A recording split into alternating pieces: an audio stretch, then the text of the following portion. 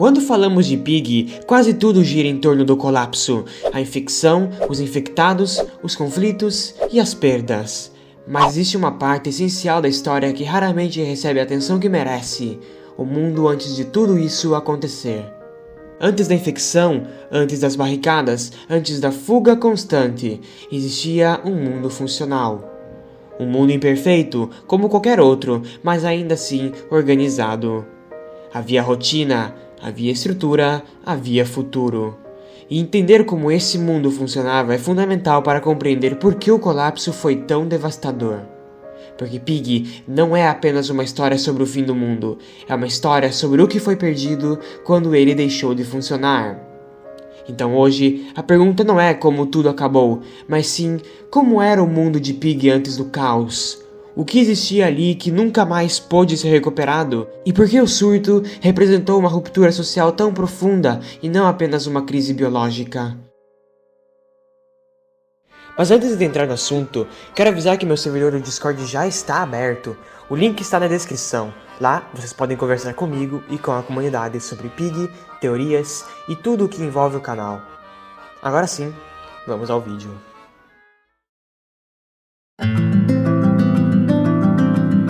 A primeira coisa importante de esclarecer é que o mundo de Pig antes da infecção não era perfeito.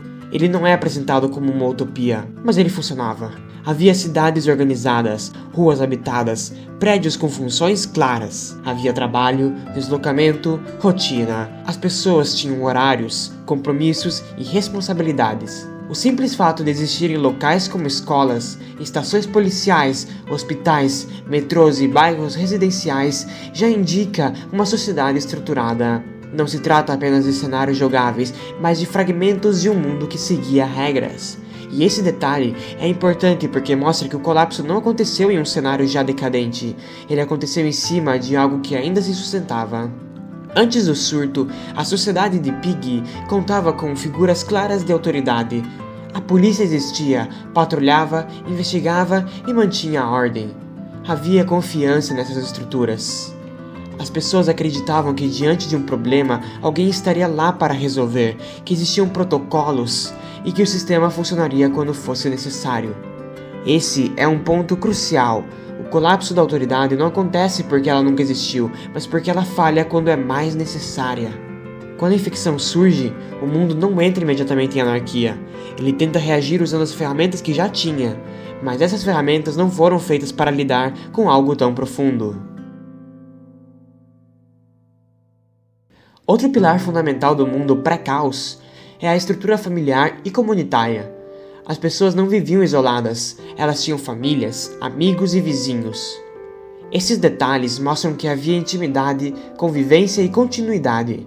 As pessoas planejavam amanhã.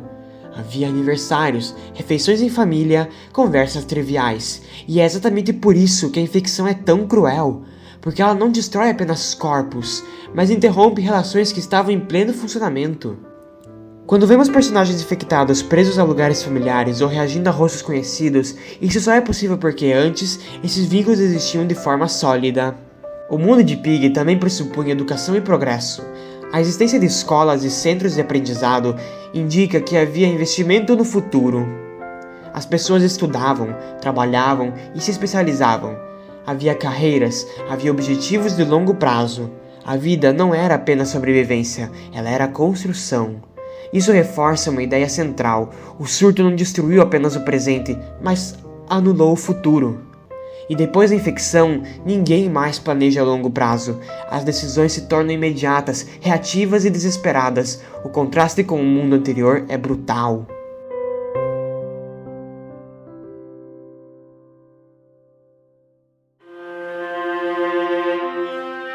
Um ponto extremamente importante é o papel da ciência antes do surto.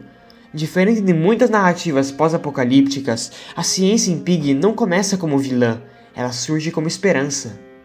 A substância 128 não nasce da malícia, mas do desespero.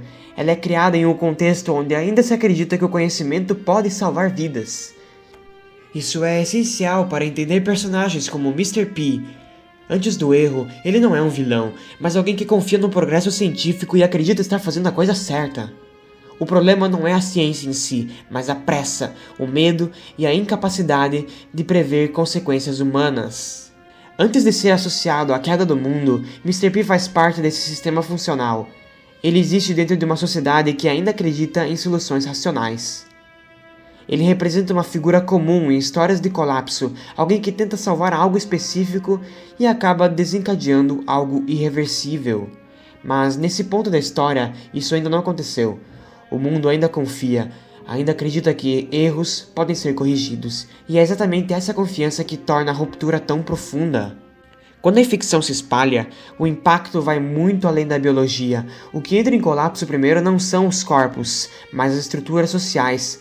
A polícia deixa de conseguir proteger, a ciência deixa de conseguir conter, as famílias se separam, as comunidades se fragmentam. O mundo não cai de uma vez, ele racha em camadas. Cada grupo reage de forma diferente. Alguns tentam manter a ordem, outros fogem, outros se isolam e outros se radicalizam.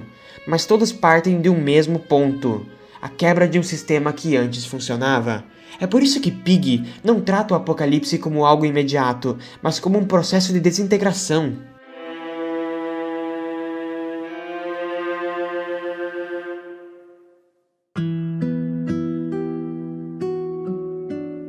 No fim das contas, o maior dano causado pelo surto não é o número de infectados, mas o fim da normalidade. O que se perde não são apenas pessoas, mas conceitos: segurança, rotina, confiança e futuro.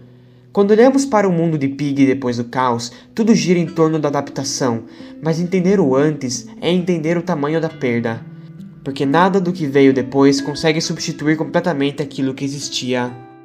Antes da infecção, o mundo de Pig não era perfeito, mas ele era funcional, e isso faz toda a diferença. A tragédia não está apenas no colapso, mas no fato de que havia algo que valia a pena ser salvo.